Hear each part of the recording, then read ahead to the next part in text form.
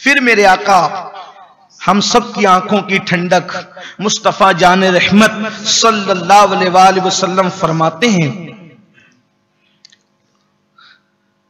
एक दूसरा बंदा होता है, उसके अमल को भी फरिश्ता ऐसे ही लेकर जाता है, लेकिन वो खुश नसीब होता है, इस एतबार से खुश नसीब होता है कि उसका अमल पहले आसमान से गुजर जाता है और वो फरिश्ता दूसरे आसमान तक, यानी उसके किरामन कातिबीन उसको पहले आसमान से ले जाने में कामयाब हो जाते हैं और दूसरे आसमान पे ले जाते हैं। यानी पहले आसमान पे उसकी नेकियां रोकी नहीं जाती। मतलब यह है कि वो शायद गीबत, शायद क्या बल्कि उसके अमाल में गीबत नहीं होती, वो गीबत से बचता है, तो उसका अमल दूसरे आसमान पे पहुंचता है। लेकिन दूसरे आसमान पे जब उसके अमल पहुंचता है वैसी रोशनी की शक्ल में, तो दूसरे आसमान का जो फरिश्ता होता है, वो जो दरबार मुकर्रर होता है, वो कहता है रुक जाओ और उसकी नेकियां उसके मुंह पे मार दो।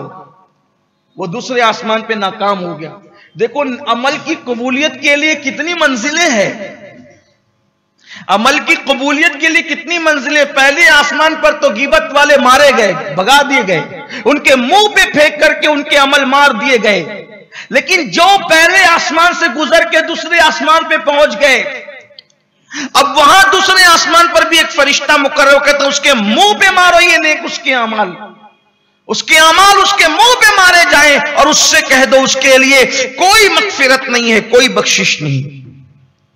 उसको कह दो कि इसके लिए कोई बख्शिश नहीं, कोई मगफिरत नहीं है। मैं इस अमल को आगे नहीं ले जाने दूंगा। क्यों नहीं ले जाने देंगे?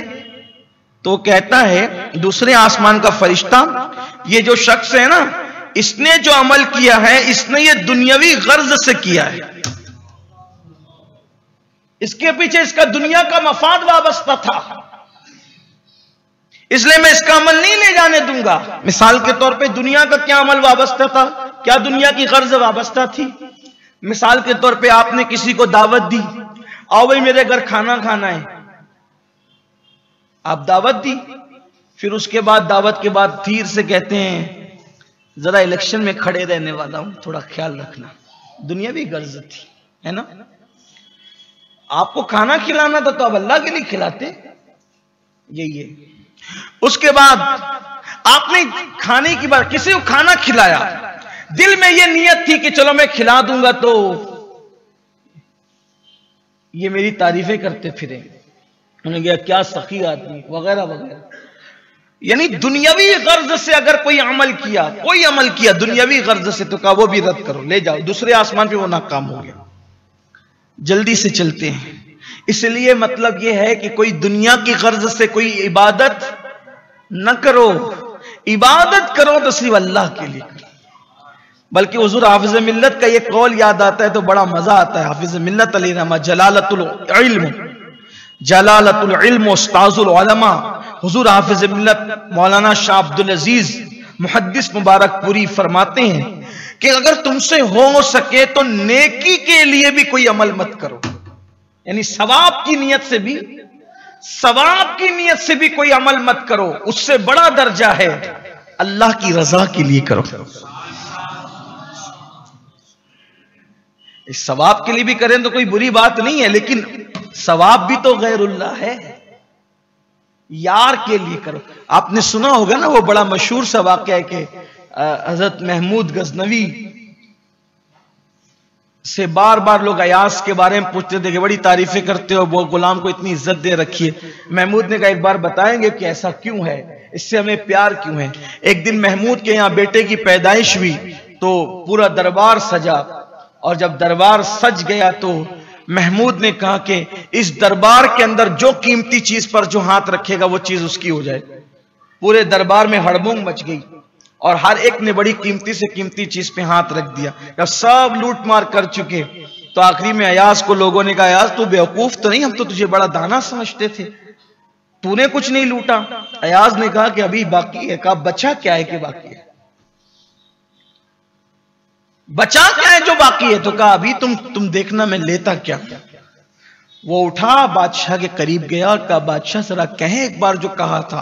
कहा इस दरबार में जो कीमती चीज में जो हाथ रख देगा उसकी हो जाएगी। जब बादशाह ने ये कहा तो अयाज ने बादशाह पे हाथ रख दिया। کہ ہمارے نزدیک تو بادشاہ سے قیمتی کوئی چیز تھی نا، بادشاہ ہمارا ہو گیا، اور جس کا بادشاہ ہو گیا من کان للہ کان اللہ. یہی فلسفہ ولایت ہے. جو اللہ کا ہو جاتا ہے پوری کائنات اس کی ہو جاتی ہے.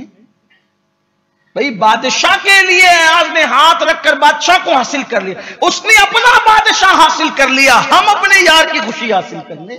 من کان للہ کان اللہ لہ.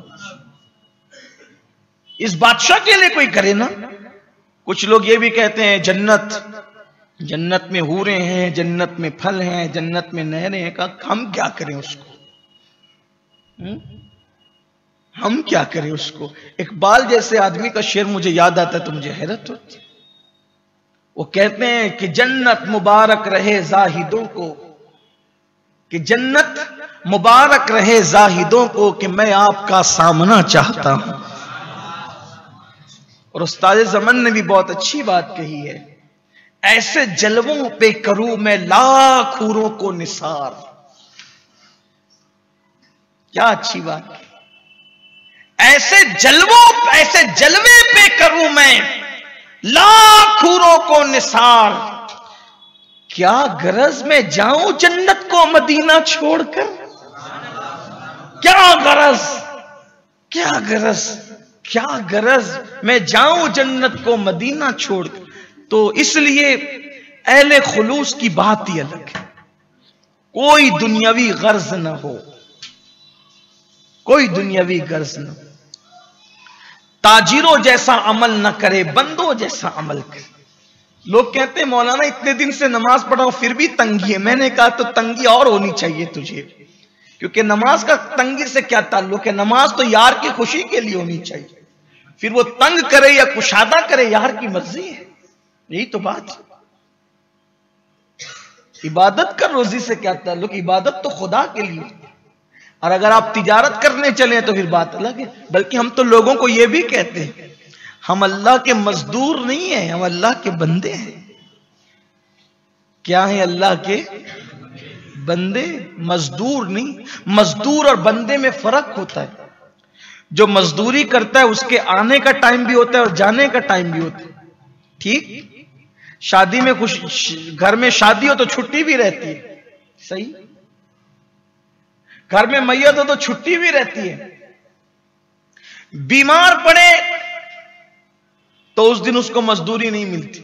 دن بھر کام کرے گا، شام کو آئے گا لاؤ دو، مزدوری لے گا جائے گا. جس دن نہیں کرے گا اس دن مزدوری نہیں. یہ ہے مزدور. جتنی محنت کرے اتنی مزدوری ملے، اسی کو کہتے ہیں مزدور. جس دن نہ کرے اس دن مزدوری، جس دن چھٹی مارے اس دن مزدوری، جس دن بیمار پڑے اس دن مزدوری، جس دن میت ہو اس دن مزدوری. یہ ہے مزدور. اور ایک ہوتا ہے بندہ، غلام. نہ آنے کا ٹائم نہ جانے کا ٹائم، وہ رہتا ہی مالک کے گھر میں. اور وہ جتنے بھی کام ہے سب کرتا ہے، اس پر وہ کوئی عوض نہیں مانگتا. کیوں؟ کیونکہ ہے وہ غلام. غلام کو کیا چاہیے؟ بس آقا راضی ہو جائے.